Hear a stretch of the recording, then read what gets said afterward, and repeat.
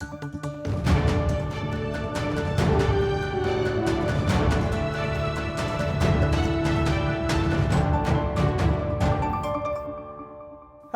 I'm Mark Fine, Fort Lauderdale's Director of Communications, and this is the FTL City News, your local-only Fort Lauderdale newscast.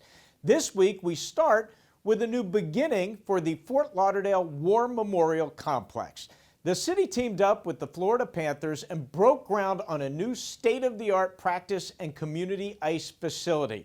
It'll be called Baptist Health Complex.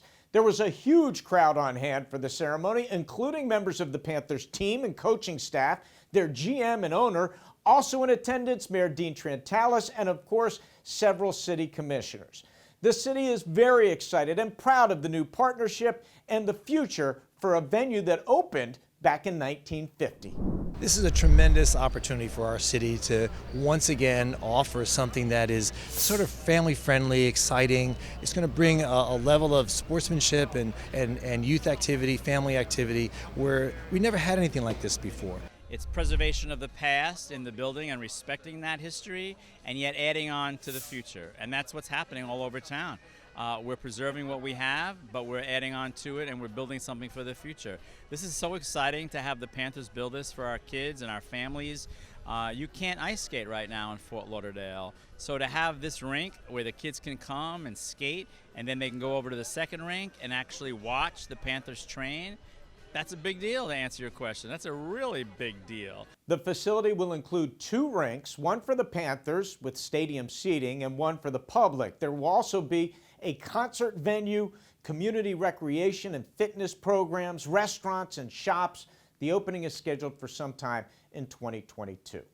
Now to another story that will make you proud to live in Fort Lauderdale. This week, the city's celebrating a historic achievement.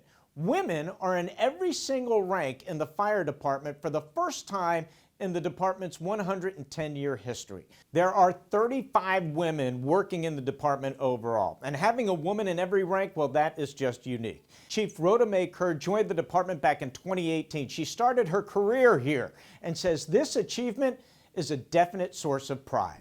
It's important because we need other women that are either coming in through the organization or even women that aspire to do something that's different or unusual to know that they can do that too. They need to see examples of women being successful in non-traditional fields. It's been quite an amazing adventure and journey, and I think that it's been well overdue.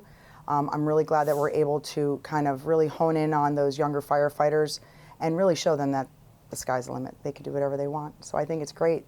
More hardware getting handed out to folks in our fine city this week. Neighborhoods USA awarded Fort Lauderdale's Chief Service Officer, George Hershka, the Who's Who in America Neighborhoods Government Award.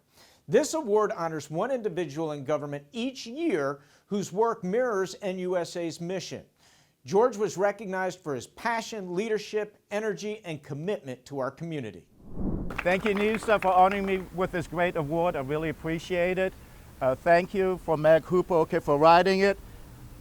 Thank you, City of Fort Lauderdale and Hal, for giving me the freedom and the resources to do the job and do the projects that we do. But most importantly, thank you to all my volunteers who came out today to make a difference. George was not alone. Also honored at this year's event, the Fort Lauderdale Cares Project received 3rd place in the NUSA Best Neighborhood Program Social Revitalization category, and the Rio Vista newsletter printed format for their Rio Vista and Lauderdale Harbors newsletter.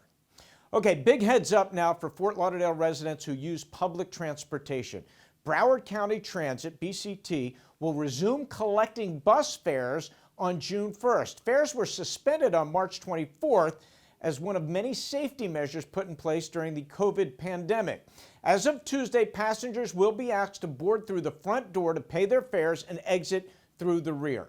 Passengers are also still required to wear face masks and maintain a safe social distance when riding.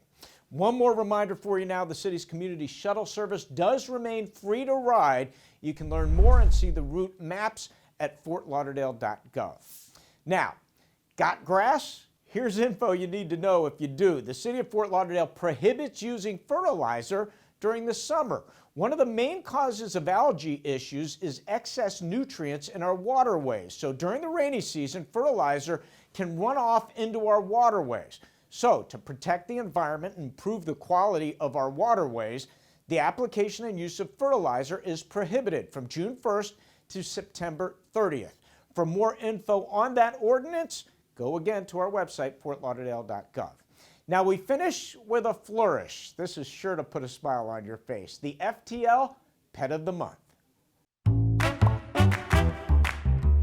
So today we're here at the Humane Society of Broward County, and I want to introduce you to Tyler.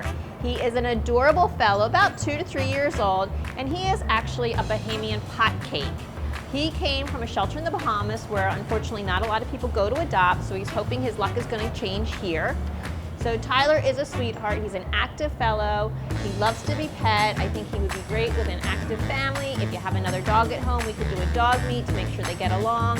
But he's just one of many fabulous pets that's looking for a home at the Humane Society of Broward County. Cute pup, somebody's got to go adopt him, right? Well, that does it for this week's edition of the FTL City News.